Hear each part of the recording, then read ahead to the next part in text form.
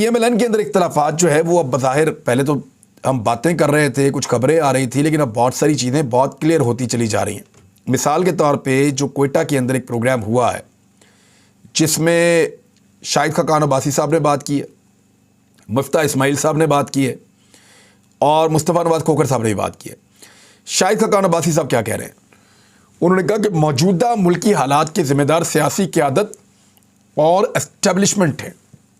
یعنی یہ جب رجیم چینج آپریشن کے بارے میں ہم سب بات کرتے تھے تو سارے کہتے تھے کوئی آپریشن نہیں ہوا، لیکن شاہد خاقان عباسی وہ سیاستدان ہیں جو پہلے دن سے کہتے تھے کہ اسٹیبلشمنٹ کی مدد کے بغیر، یعنی اسٹیبلشمنٹ جب تک مدد نہ دے تب تک حکومت تبدیل نہیں ہو سکتی، ان ہاؤس چینج نہیں آ سکتا، اور وہ اپنی بات پہ ڈٹے رہے اور بعد میں ان ہاؤس چینج آیا جس کو ہم رجیم چینج آپریشن کہتے ہیں۔ آج اس بات کو سیکنڈ کر رہے ہیں جو بات ہم کر رہے تھے کہ اس ملک میں حکومت کی تبدیلی ایسے نہیں ہوئی، اسٹیبلشمنٹ نے اس میں کردار ادا کیا تھا۔ تو شاہد خاقان عباسی نے کہا کہ ہمارے سیاسی نظام میں وہ صلاحیت نہیں ہے کہ عوام کے مسائل حل کرے۔ آج سیاست اصل میں انتقام، گالیاں دینے اور ایک دوسرے کی بے عزتی کرنے کا نام ہے۔ ہماری کوشش ہے کہ ایسے غیر سیاسی فورم پر ان مسائل کا حل عوام کے سامنے رکھا جائے۔ انہوں نے کہا کہ معیشت کے لیے کوئی معجزاتی حل نہیں ہے، ملک کو سیاسی استحکام کی ضرورت ہے، اور یہی سب کہہ رہے ہیں۔ ان حالات کے سیاسی قیادت اور اسٹیبلشمنٹ سب ذمہ دار ہیں۔ یہاں اپنی جماعت اور حکومت کا دفاع کرنے نہیں آیا، لیکن پچھلے 20 سال کی خرابیوں کا ازالہ ہم اتنی جلدی نہیں کر سکتے۔ بہرحال، اور نواب زادہ لشکری رئیسانی نے کہا کہ ہم نے کوشش کر کے بلوچستان کے مسائل کو پاکستان کی سیاسی قیادت کے سامنے پیش کیا۔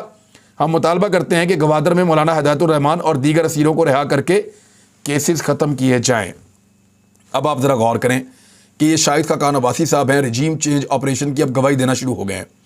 دوسری جانب مفتاح اسماعیل صاحب، جن کے بارے میں کچھ خبریں آ رہی ہیں کہ شاید ان کو نون لیگ سے نکالنے کی تیاری کی جا رہی ہے۔ شہباز شریف کے بیٹے نے ان کو جوکر قرار دیا تھوڑے دن پہلے، اور جب مفتاح اسماعیل صاحب سے سوال کیا گیا کہ یہ سارا خاندان ہی اقتدار میں رہتا ہے تو وہ کافی کہکے لگا کر ہنستے رہے۔ تو مسلم لیگ نون کے رہنما مفتاح اسماعیل نے کہا کہ 4 ماہ تک فیصلہ نہ لینے سے معیشت کا نقصان ہوا، اور یہ فیصلہ کون نہیں لے رہا تھا؟ اسحاق ڈار۔ کون نہیں لینے دے رہا تھا؟ Nawaz Sharif. I am F سے اب بات چیت شروع ہو گئی ہے، خوش آئند ہے۔ 20 برسوں میں قرض بڑھتا چلا جا رہا ہے، 51,000 ارب روپے قرض پہنچ چکا ہے۔ اس سال پاکستان کو 21 ارب ڈالر واپس کرنا ہے۔ بیوروکریسی اور سیاستدانوں میں اہلیت کا فقدان ہے۔ ہمیں پرائیویٹائزیشن کے قانون کو آسان کرنا ہوگا۔ اور پھر انہوں نے کہا عوام کو مشکلات کا سامنا ہے، حکومت تعلیم اور صحت کے بجائے قرض کی قسط ادا کرے گی۔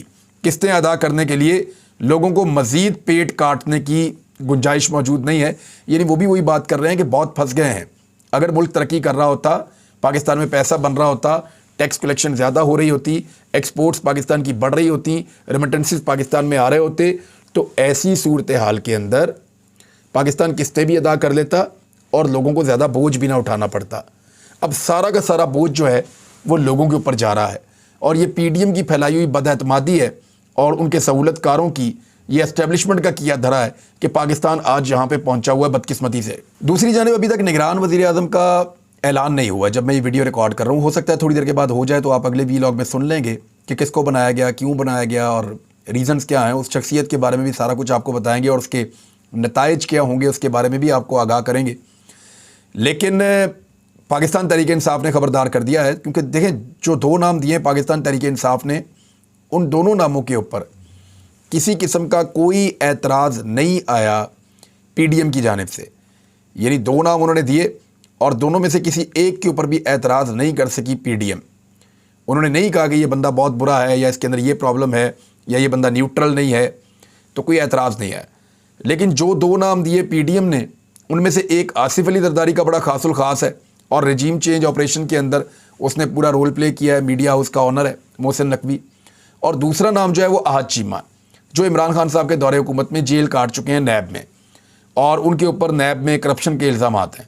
اب یہ جو 2 لوگ ہیں یہ انتہائی کنٹروورشل ہیں، اور ان دونوں کے بارے میں جو پنجاب میں حکومت ختم ہوئی ہے اس کی رائے ہے کہ یہ غیر جانبدار نہیں رہیں گے، بلکہ جانبداری کے ساتھ پی ڈی ایم کو فائدہ پہنچانے کی کوشش کریں گے۔ پی ڈی ایم نے 2 ناموں کے اوپر اعتراض نہیں کیا، جبکہ پی ڈی ایم کے دونوں ناموں کے اوپر اعتراض آ گیا۔ اب الیکشن کمیشن آف پاکستان کو یہ دیکھنا چاہیے کہ جن ناموں کے اوپر اعتراض نہیں آیا ان میں سے کسی ایک کو بنایا جائے، لیکن اگر نہیں بناتے تو پھر کیا ہوگا؟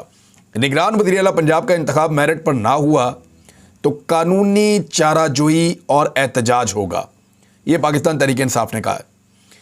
انہوں نے کہا کہ اپنے فرنٹ مین کو نگران وزیر اعلیٰ پنجاب منتخب کروانے کے لیے تمام تر طاقت استعمال کی جا رہی ہے، اگر تقرر بیرٹ پر نہیں کیا گیا تو قانونی چارہ جوئی اور شدید احتجاج کیا جائے گا۔ نگران وزیر اعلیٰ پر ڈنڈی ماری گئی تو پنجاب الیکشن کا قبرستان بن جائے گا، یہ شیخ رشید احمد نے کہا ہے۔ انہوں نے کہا کہ آصف علی زرداری کی جیب کی گھڑی گیم چینجروں کے ہاتھ کی چھڑی الیکشن سلیکشن میں بدل دے گی، اور یہ واقعی بڑی خطرناک صورتحال ہوگی کہ وہ سارا کا سارا نظام ایک وزیر اعلیٰ کنٹرول کرتا ہے تو وہ پورے الیکشن کو مینوپولیٹ کرنے کی کوشش کرے گا۔ بہرحال دیکھتے ہیں، فیصلہ آ جائے پھر اس پہ بات کرتے ہیں۔ اب تک کے لیے اتنا ہی، اپنا خیال رکھیے گا، اپنے چینل کا بھی۔ اللہ حافظ۔